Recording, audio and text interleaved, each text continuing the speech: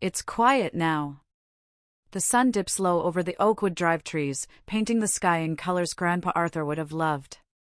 I'm out on the back porch, a beer in my hand, Chloe's arms wrapped around my waist. And for the first time, in what feels like an eternity, it's peaceful. The fight's over. The house is mine, truly mine. The family drama, the legal battles, the heartbreaking confrontations, all of it feels like a distant storm that finally passed. But that peace wasn't given. It was earned, fought for, piece by painful piece. And to understand what it took, we have to go all the way back, before this house, before the money, before anyone truly saw me. My name is Ethan. I'm 31 now, but for most of my life, I was just there. The younger brother, always in the shadow of Brandon, my older brother. Brandon, 36, married with 4 kids, the proud owner of 3 peak performance fitness franchises. You know the type, he'd post his quarterly revenue like it was a public service announcement. He gave my parents, Eleanor and Richard, grandkids, which, in their eyes, made him untouchable. Me? I'm a municipal code inspector. $54,000 a year crawling through attics, measuring setbacks, making sure buildings don't fall down. Not glamorous, but honest. I worked graveyard security through my 20s, saved every penny, lived in roach-friendly studios, counting quarters for laundry, all to get certified. When Brandon was 28, my parents loaned him $70,000 to start his first gym. 0 interest. When I asked for $3,000 to cover my certification fees, my dad, Richard, acted like I'd asked him for a kidney. Learn self-reliance, he said. Funny how that lesson never applied to Brandon. Grandpa Arthur Stone was mostly a stranger. Lived a couple of hours north in Placerville. Sent birthday cards with a crisp 20. Showed up at 2 or 3 holidays a year, quiet, usually reading the paper. I just assumed he didn't care much about any of us. I was wrong. The call came on a Tuesday in March. I was sitting in my truck, finishing a sandwich between inspections, when an unknown number lit up my phone. Mr. Cross, this is David Sterling from Sterling & Associates in Placerville. I'm calling regarding the estate of Benjamin Cross. My sandwich froze halfway to my mouth. Sorry, what? Your grandfather passed away last Thursday. I'm the executor of his will. You're named as the primary beneficiary. Traffic on Martin Luther King Jr. Boulevard kept moving. The radio played something forgettable. But my world just narrowed. Primary beneficiary, me? Not Brandon. Not shared. Primary beneficiary of what? I asked. The property at 422 Oakwood Drive is being transferred to you, pending probate. You also inherit his investment portfolio. He paused. Your brother, Brandon, receives the recreational vehicle. The will contains a strict no-contest clause. I stared at the steering wheel, my hands shaking slightly. How much in investments? $267,412 and change. $250,000, plus a house, left to me by a man I barely knew. Why me?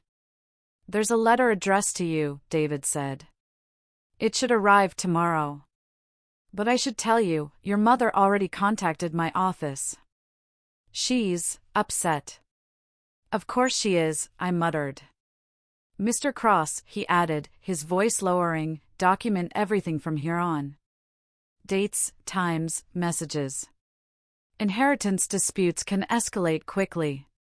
That should have been my first warning. My phone rang again the moment I hung up. Eleanor. No, hello? So, the lawyer called you, too. Her voice was tight, controlled. The sound she made right before she exploded. This is unbelievable, Ethan. Brandon has a family to support. You're single, living in a 1-bedroom apartment. This distribution makes absolutely no sense. There it was. Not 10 minutes after learning her father had died, and she was already furious about money. I didn't ask for any of this, I said. But you're getting it anyway, she snapped. And you should think about what's right. Your brother has responsibilities. You have nobody depending on you. That word, nobody, hit harder than I expected. I'll talk to the lawyer, I said, keeping my voice even. You think long and hard about the kind of man you want to be. Click. Dial tone. 10 minutes later, Brendan texted. No condolences, no emotion beyond raw entitlement. We need to talk. This is F*** ed up and you know it. Call me ASAP. I stared at it, thinking about every year I'd spent in his shadow. Then I typed, he made his choice. I'm respecting it. And I blocked his number. Forwarded the exchange to David Sterling, all family contact goes through you now. Eleanor called again. Richard called from Brooke's phone. Aunt Carol. 5 calls in 10 minutes. I powered the phone off. That evening, I drove straight to my girlfriend Chloe's apartment. We'd been dating 8 months. She opened the door, took one look at my face, and said, "What happened?" My grandfather died, I said. Left me a house and $250,000. My family is losing their minds. Good for him, she said immediately. Come in. That's Chloe. No sugarcoating. Just truth. As I told her everything, she stirred pasta sauce, her brows furrowed, but calm. So, my mother texted me, Chloe said finally. Your mom called her, asked if I could talk some sense into you about being generous with family. You're joking. No. I told her, you don't need sense. You need distance. And not to involve me in her emotional hostage negotiations ever again. Despite everything, I laughed. They're going to make this hell. Probably. She set a bowl in front of me. But you're not who they think you are anymore. You don't owe them the version of yourself they're used to. She looked at me for a long moment. What do you want to do, Ethan? Forget them. Forget expectations. What do you want? I didn't even hesitate. Keep it, I said. All of it. He chose me. Chloe lifted her glass. Then here's to Grandpa Arthur, a man with excellent judgment. I clinked mine against hers. For the first time that day, something in me unclenched. The courier arrived Wednesday morning at 7:45. Big padded envelope, signature required. Inside, an inch of legal documents, and at the bottom, a single sheet of yellow legal paper with my name written in shaky cursive. I sat at my kitchen table and unfolded it. Ethan, I've watched from a distance for years. How they forget you unless they need something. How Brandon is handed everything while you get lectures. How you show up to family events and no one truly sees you. You think I didn't notice? I noticed everything. Your parents chose which son to invest in. I'm making my choice now. You remind me of myself at 30. The one no one bet on. The one who had to build a life while others had theirs handed to them. Make something good with this. Don't let them take it. Don't let them guilt you. They will try. Stand your ground, Arthur. I read it twice, my throat tight. I'd spent years thinking this man barely knew me. Turns out he saw me more clearly than my own parents ever had.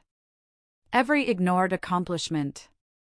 Every time I sat invisible at the far end of a dinner table while Brandon was showered with praise. Grandpa had been there in the corner, quiet, watching, remembering. Chloe came over during her lunch break. I handed her the note.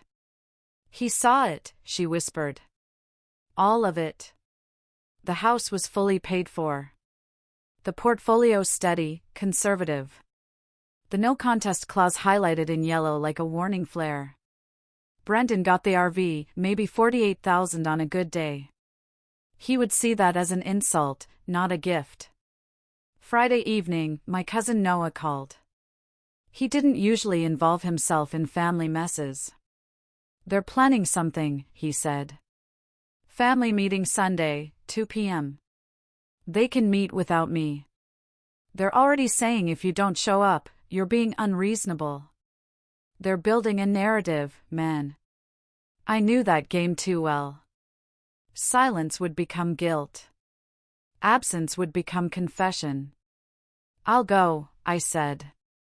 "But I'm not going alone." "Good. Bring Chloe. They act different when there's a witness." Chloe agreed immediately. We go together or not at all. Sunday at 2, we pulled up to Eleanor and Richard's house. 5 cars already crowding the driveway. Brandon's Escalade. Brooke's minivan. Aunt Carol's sedan. Uncle Scott's truck.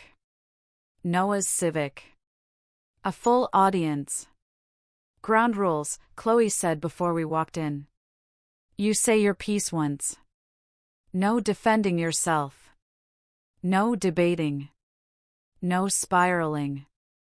If they pile on, we leave. And if they block the exit," she didn't even blink. "Then I call the police and say we're being held." "But they won't. Bullies only get physical when they think you're alone." I believed her. Eleanor opened the door before I knocked. Church dress, tight smile, cold eyes. "Ethan." "Chloe." Chloe nodded politely. "Mrs. Cross." The living room looked staged. Everyone arranged in a semicircle around the empty love seat, waiting for us. The coffee table stacked neatly with printed pages. A pen placed dead center like a signature was a foregone conclusion. Eleanor slid the papers toward me. "This is a redistribution plan," she said. "A fair arrangement." I picked up the top page. Chloe read along. "Cross-family estate redistribution proposal. Investment split 60/40 to Brandon. House transferred to Brandon for family housing stability. RV to me as compensation." A notary block waited at the bottom like a trap. Chloe let out a short, humorless laugh. "You're kidding." "This is about doing what's right," Eleanor said, glaring at her. "Brandon has children, responsibilities. Ethan has worth," Chloe shot back. "Which you seem to forget." "The old man wasn't thinking clearly," Brandon said, arms crossed. $250,000 to someone with no dependents. Be serious. That word again, dependence. As if having kids entitled him to everything. "Grandpa was evaluated by 2 doctors when he updated his will," I said. "He was competent." "We're not talking about lawyers," Richard said. "We're talking about family." "Family?" I repeated. "Like when Brandon got $70,000 and I got a lecture for asking for 3? Eleanor flinched, then recovered. "That was different." "How?" I asked. Brooke chimed in, tears at the ready. "My kids are confused. They don't understand why their uncle wants to hurt them. I'm not hurting anyone.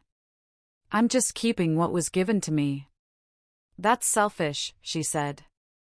I stood. Chloe rose with me instantly. "I'm not signing this. The will is valid. This conversation is over. Sit down." Richard snapped, command voice. The one I obeyed as a kid. "No, if you leave," Eleanor said, her voice shaking with anger. "Don't expect to be welcomed back." I met her eyes, saw the message behind them. "Choose them or lose them, I'm just accepting what you already decided," I said. "A long time ago." "You're breaking this family apart," Brendan said, standing, his face red. "Then maybe," I said evenly, "you should have planned your finances better." The room froze. I turned and walked out. Chloe followed without looking back. At the car, my hands shook from the adrenaline. Chloe touched my shoulder. You did exactly what you needed to do. Half an hour later, Noah texted, "That took guts.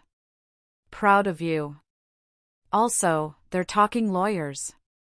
I forwarded everything to David Sterling, including photos of the so-called redistribution plan. His reply came fast: "Send me all documents. Do not respond to them directly. I'm filing a preemptive cease and desist in the morning." For the first time since this began, I felt the ground shift, just a little, toward me. The first sign of escalation came Tuesday morning. An automated email from the Postal Service confirming an address change request for 422 Oakwood Drive, forwarded to Brendan's house. I called David Sterling immediately. "He's trying to intercept your mail," David said. "File a fraud report with the postal inspector. I'll issue a cease and desist." I drove to Placerville that afternoon, 2 hours through quiet hills and into a neighborhood of older ranch homes. Grandpa's house looked the same as the photos. Tan siding, white trim, a huge oak out front. But the mailbox now had a brand new padlock. My stomach sank. I walked the perimeter. Fresh scratches around the back door lock. Someone had tried to get in. A screen door opened next door. A woman in her 60s eyed me cautiously. "Help you?" "I'm Ethan Cross. I inherited this house from Arthur Stone." Her posture softened. "Oh, Arthur's grandson. I'm Martha. Did anyone come by lately?"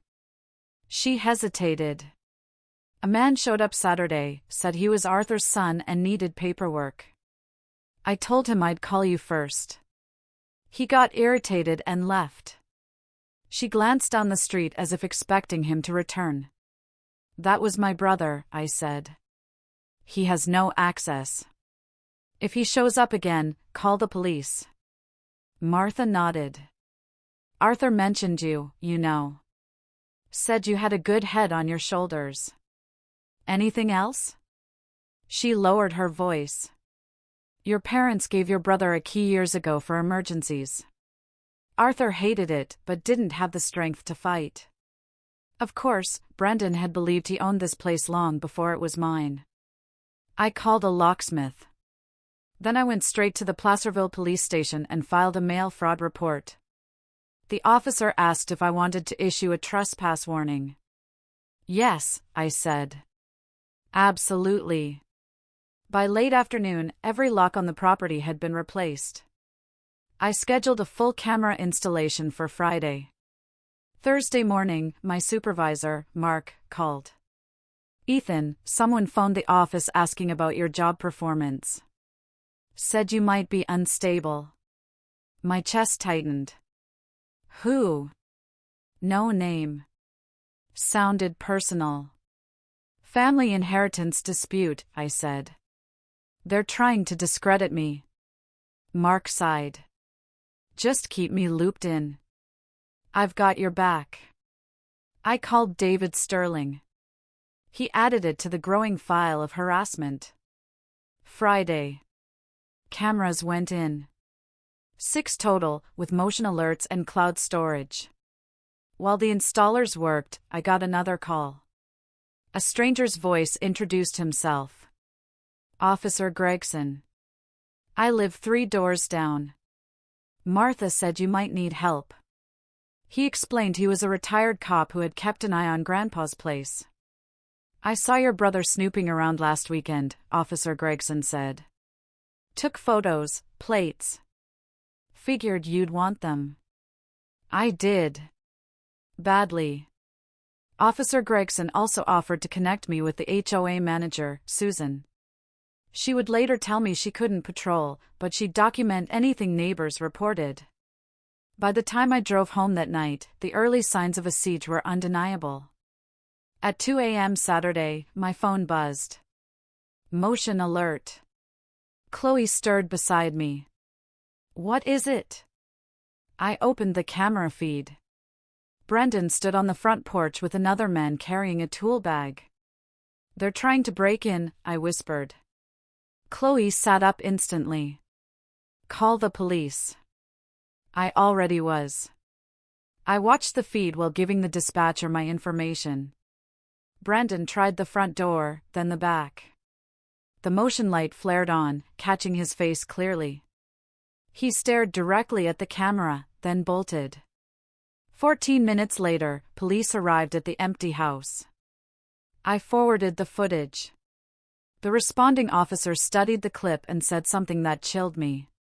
"Mr. Cross, with the mail fraud attempt, the trespass notice, and this attempted entry, this is no longer a civil issue. It's a pattern. We're forwarding this to investigations." Pattern, the word hit like a hammer. 2 days later, Brandon called from an unknown number. "You've lost your mind," he snarled into my voicemail. "Calling police on your own brother? Everyone's going to see how crazy you are. This won't end well for you." I archived it. My phone buzzed immediately again. New number. "Uncle Ethan? It's Sarah. Dad said you stole our house." Mom's crying. "Did you really?" Brandon's 12-year-old daughter. My chest tightened. They were using the kids now. I screenshotted it, saved it, didn't respond. More followed over the next 2 days. Different numbers, different kids, same script. I stored every message, but each one felt like a punch. They had no idea they were being weaponized. The week blurred, one violation bleeding into the next. Wednesday, David Sterling called. "We have a problem." Brandon filed a quitclaim deed with the county. He attempted to transfer the property to himself. "Forged your signature." Heat surged up my spine. "He what?" The recorder spotted a fake notary stamp. They turned it over to investigators. "This is felony fraud. I'll file supporting reports today." An hour later, Investigator Lee from the county recorder's fraud unit called. "Mr. Cross, we've opened a formal case." "Did you sign that deed?" "No good." "That makes this straightforward." He asked for everything. Signature samples, footage, trespass reports, texts, voicemails. "To be blunt," he said, "this kind of forgery usually comes from relatives who assume consequences won't apply, but they will." My throat tightened. "We'll be interviewing your brother shortly. If he lies, we'll document that, too." Thursday afternoon, Officer Gregson called again. "A county investigator stopped by," he said. "Wanted to confirm I'd seen your brother trespassing." I gave him the photos, dates, everything. Before hanging up, he paused. "Ethan, I know how this goes. People don't forge documents unless they feel entitled, and they don't stop when they're caught." A cold, slow dread went through me. "Be careful," Officer Gregson said quietly. "Your brother's cornered. Cornered people do stupid, dangerous things." The social media campaign started Monday.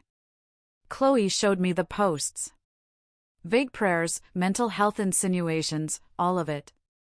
The next day, a woman from church cornered me outside the grocery store. "Ethan, honey," she said, touching my arm. "We're all praying you do the right thing. Your parents are such good people. They're hurting so much." I pulled my arm back gently. "Thanks for your concern." "It's just money," she said. "Family is forever." I didn't engage, just left. But it stayed with me. The whispers, the judgment, the assumption. Tuesday, Noah called with an update. He sounded nervous, like he was calling from somewhere private. "My mom's on my ass about talking to you," he said. "But you should know Brandon's business is in trouble. SBA loan default. He missed 3 payments. The bank sent a notice about foreclosure proceedings on the gym equipment. That's probably why he's going nuclear on you. How bad? I asked. Bad enough that he's been hitting up everyone in the family for loans. My mom gave him $5,000 last month. He hasn't paid it back. That night, Chloe came over. She looked tired. My family's been calling, she said. Your mom reached out to my aunt, asked her to talk to me about helping Ethan see reason. I'm sorry, I said. It's not your fault. But I'm not going to lie, Ethan. This is hard. Having my family question my judgment, having your family treat me like I'm some kind of homewrecker. She sat down heavily. I didn't sign up for a war. You can walk away, I said. I wouldn't blame you. I'm not walking away, she said, looking me in the eye. But I need you to understand what this is costing, not just you. Friday, I got called into Supervisor Mark's office. He looked uncomfortable. Someone sent an email to HR anonymously. Said you've been making concerning statements at work about family members. Implied you might be unstable. That's bulls *****, I said. I know, but HR has to follow protocol. They want to meet with you Monday. He added, bring any documentation you have. David Sterling drafted a letter for HR explaining the situation. Monday, I sat in HR with Supervisor Mark present. The HR director, a woman named Brenda, read David's letter carefully. This is a coordinated harassment campaign, she said. Against you? Yes, I said. I'm closing this inquiry. If anyone contacts us again, we'll refer them to our legal department and file harassment charges. Brenda leaned back, hands steepled. And Mr. Cross, your family member impersonated a concerned coworker in that email. That's fraud. If they contact this office again under false pretenses, we will involve law enforcement. Supervisor Mark shot me a look. Part sympathy, part holy s********. I nodded. Understood. That evening, Noah messaged, heads up. Pastor Miller asked my mom to stop weaponizing prayer requests. My eyebrows went up. He said it in front of 3 other people, Noah added. She's mortified. I hadn't realized how much I needed that small, sharp piece of justice until it landed. The next morning, Chloe showed me another post from Eleanor. A mother's heart breaks when one child turns from the family. Please pray for clarity and healing. The tone was syrupy, but the comments were not what she expected. Is this about the inheritance thing? I heard Ethan was named in the will fairly. You can't guilt someone into giving away what was legally theirs. Why post this publicly? Deal with family matters privately. Someone even wrote, maybe stop pressuring him. That's not Christ-like. Chloe looked at me. She's losing control of the narrative. For the first time since this started, I felt a flicker of peace. They'd tried to paint me as unstable. Instead, people were questioning them. Just before bed, Noah called again. Dude, my mom and Brandon got into it tonight, like screaming. He said something about if Ethan had any decency, he'd fix this. And my mom snapped back that if Brandon hadn't screwed up his entire business, none of this would be happening. He lowered his voice. Ethan, the whole family is cracking. They're turning on each other. I didn't celebrate it, but I didn't feel guilty either. They'd spent months trying to break me. Now they were breaking each other. David Sterling called late that night. I saw the updated HR report. That helps us. It establishes a pattern of reputational attacks and impersonation attempts. Pattern, I repeated. Same word the officer had used. Yes. And once the forged deed investigation finishes, that pattern will matter. What does that mean?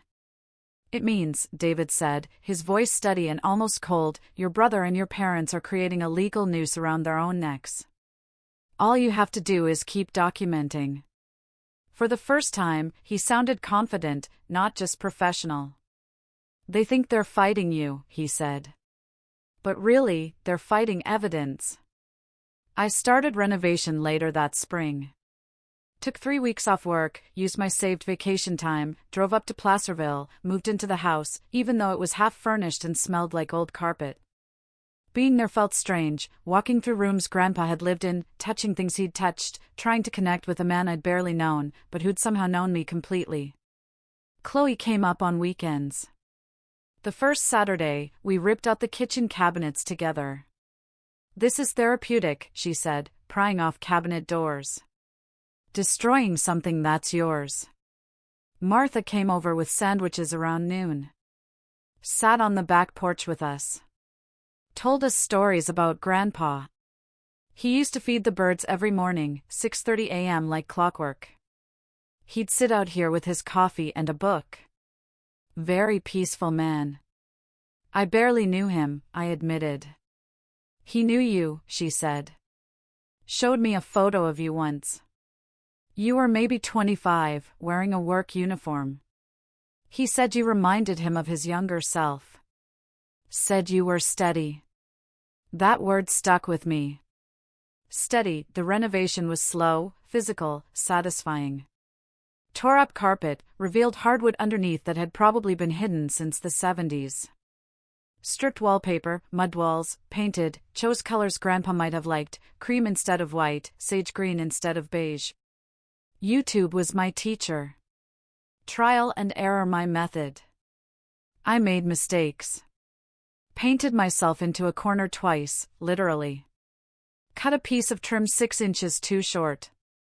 Broke 2 tiles trying to figure out the spacer system. But each mistake taught me something. And fixing them made the final result feel earned. The kitchen took 3 weekends. Ripped out those particle board cabinets from the 80s. Installed simple shaker-style ones I assembled myself. New countertops. Basic laminate, but clean. Replaced the ancient faucet that dripped constantly. The whole room transformed from dated brown to bright and functional. But some nights, alone in that house, I'd sit in Grandpa's study and just feel the weight of it. The grief of losing someone I never really had. The regret of not trying harder to know him. The strange sensation of being seen by someone I'd thought was barely looking. One night, I was working in the study, pulling books off a built-in shelf. Something fell from behind the books. A photo. Me at maybe 8 years old. 3rd grade school picture. On the back, in Grandpa's handwriting, asterisk stood up for the smaller kid. Got in trouble for it. That's character, asterisk. I'd forgotten that completely. The fight in 3rd grade. The kid Brendan's age picking on some 2nd grader. I'd shoved him, got detention, got grounded for a month. Grandpa remembered. Kept the photo for 23 years.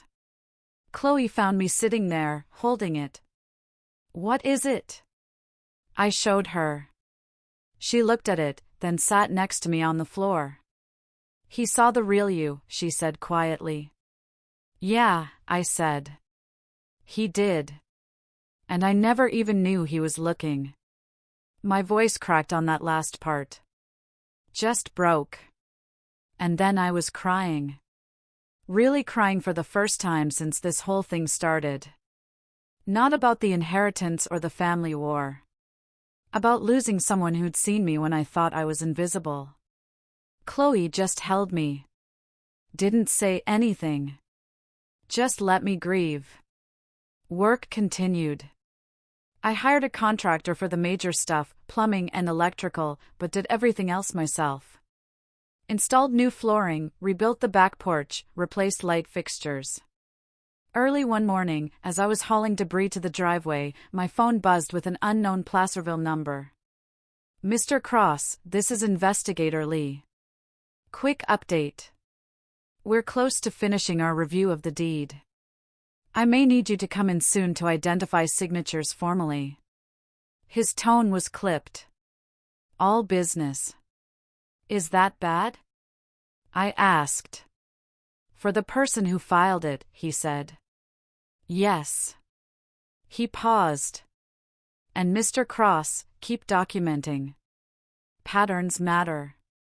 Then he hung up. I stood there in the driveway holding a trash bag, listening to the hum of cicadas. The world was ordinary, quiet. But somewhere behind that quiet, something heavy was starting to tilt. One Friday evening, I was painting the living room when someone knocked. I looked through the window. Brandon. Alone. No truck. Must have parked down the street. Smart. Didn't want neighbors calling in his plates again. I didn't open the door. Just pulled out my phone, started recording through the window. He was wearing jeans and a t-shirt, hands in his pockets, trying to look casual, but his shoulders were tense, jaw tight. He knocked again. Ethan, I know you're in there. We need to talk. I opened the door, but stood in the frame. Didn't let him in. Phone recording in my pocket. The evening air was warm, crickets starting up in the woods behind the house. You're trespassing, I said. There's a formal warning on file. I'm your brother, he said, voice strained like he was working hard to stay calm. Can we please just talk like adults? About what? About this. He gestured at the house, the yard, everything. About the insanity of what's happening. You're really going to destroy our family over a pile of wooden nails? I'm not destroying anything, I said. I'm living in the house my grandfather gave me. I have 4 kids, Ethan. There it was again. The same argument he'd been making for months. You have nobody, you keep saying that like it matters, I said. My voice stayed level, calm. Like having kids makes you more deserving of someone else's property. His jaw clenched, face getting redder. It should matter. You're punishing innocent children for something that had nothing to do with them. No, I said. I'm just not responsible for your financial decisions, your business loans, your expansion plans, your lifestyle. None of that's on me. You're going to regret this, he said. Not quite a threat, more like a prediction. Like he was warning me about something inevitable. Maybe, I said, but it'll be my regret. Not yours. Now get off my property before I call the police. He stared at me for 5 seconds, then turned and walked to the street, hands still in his pockets, shoulders tight. I called Placerville PD anyway, reported the violation. They said they'd follow up.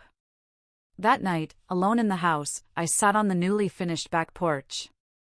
Beer in hand, looking at the woods behind the property. The air was cool, stars starting to show. I could hear the highway in the distance, cars heading somewhere else. My phone buzzed.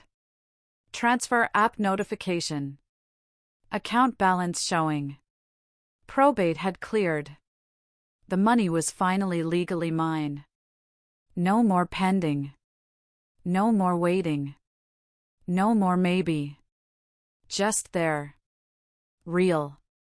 Undeniable. 267,000. One button press. I could split it. Make peace. Make them stop. End this war that had cost me a year of sleep and most of my family relationships. My finger hovered over the transfer screen. All I had to do was type in Brendan's account info, hit confirm, watch the numbers move. Then I locked the phone, set it down on the porch rail, took a drink of my beer, and watched the trees sway in the breeze. Because peace with them meant erasing myself. Meant admitting that being the overlooked one was my permanent job. Meant agreeing that my life counted less than Brandon's. And Grandpa hadn't given me this so I could disappear again. By late summer, I officially registered the property as a retreat center. Filed the paperwork downtown, got the proper LLC designation, business insurance, occupancy permits. Did it right, because I'm a code inspector and I know how things should be done. Made sure every exit sign was regulation. Every smoke detector was up to code, every permit was current. The Arthur Stone Retreat Center. Small operation, nonprofit status, designed for creative professionals who needed space to work without distraction. Maximum 8 participants per session to keep it intimate and focused. Chloe helped design a simple website. Photos of the house, the workspace, the grounds. One page explaining the mission, providing sanctuary for those whose work was overlooked. Another page with pricing, reasonable rates that covered costs but didn't turn anyone away. A third page showing the space, the renovated rooms, the natural light, the quiet. I didn't announce it to the family. Didn't send invites. Just made it exist and let it speak for itself. Noah texted me, "Saw your website." That's brilliant, man. In early fall, Chloe had an idea. What if you made a short video? Not for revenge, for closure. Document the transformation, the story, the reason behind it. We filmed over 2 weekends. The videographer, Maria, captured the renovation process, the before and afters. Martha told stories on camera. Officer Gregson gave a brief interview about what he'd witnessed. Noah talked about the family dynamics he'd observed growing up. I narrated parts of it, talked about what it meant to be overlooked, to inherit not just property, but validation. The final video was titled, "The House He Gave Me." We uploaded it to YouTube mid-October. Didn't promote it, just put it out there. Within a week, 15,000 views. Comments from strangers sharing their own family stories. By Thanksgiving, 50,000 views. Then 100,000.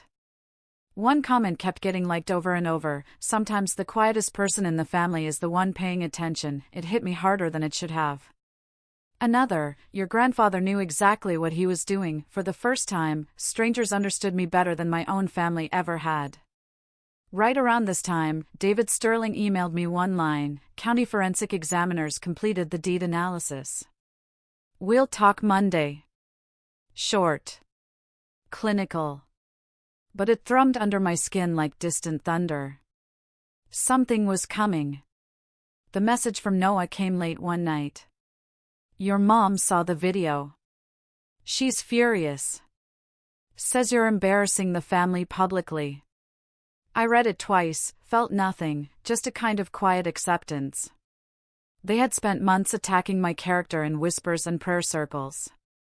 Now the truth was simply visible, and visibility felt like justice. They tried again before Thanksgiving, Brendan and Brooke.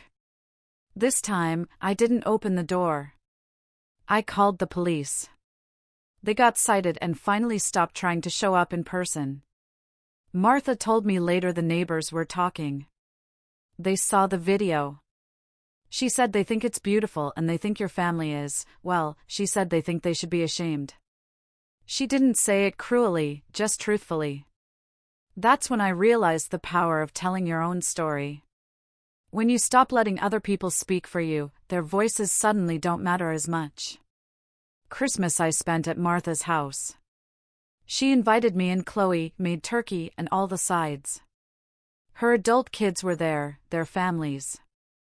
Officer Gregson came over with his wife. Susan stopped by with dessert. "This is what family should feel like," Chloe said later. Yeah, I agreed.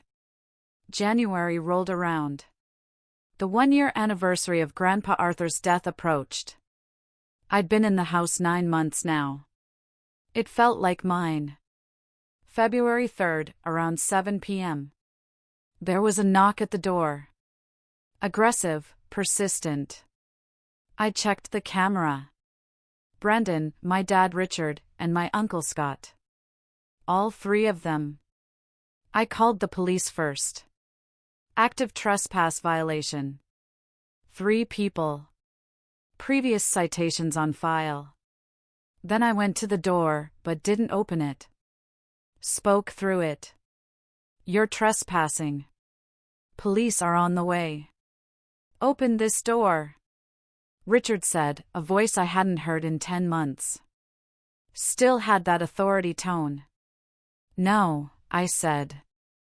We are your family. You owe us a conversation. I don't owe you anything. They left before the police arrived. I showed the footage anyway. The responding officer reviewed the video twice. Mr. Cross, they were explicitly warned. This escalates it to misdemeanor trespass. Charges will be filed. His tone was sympathetic in a way officers rarely are. I nodded, a small, exhausted relief settling in. March 15th. I was doing yard work when Martha came over holding a piece of paper. This was in my mailbox, she said. Addressed to you. It was a handwritten letter from Eleanor. No envelope, just folded paper. Ethan, your father is having health issues. This is your last chance to be part of this family. Mom. I read it twice. Handed it to Martha. What do you think? I asked. I think it's manipulation. Classic guilt tactic. I dropped the letter into the folder on my laptop. I didn't respond. Didn't engage. April, I got a message from Noah. Heads up. They're planning something. Olivia mentioned a lawyer consultation. Nothing came. No lawsuit. No new demands. Just silence. The eerie kind. One Monday morning, David Sterling called. Ethan. The DA reviewed the forged deed case. Your brother will be charged with 1 count of filing false instruments and 1 count of attempted fraud. Your parents were interviewed as well. My parents? I asked.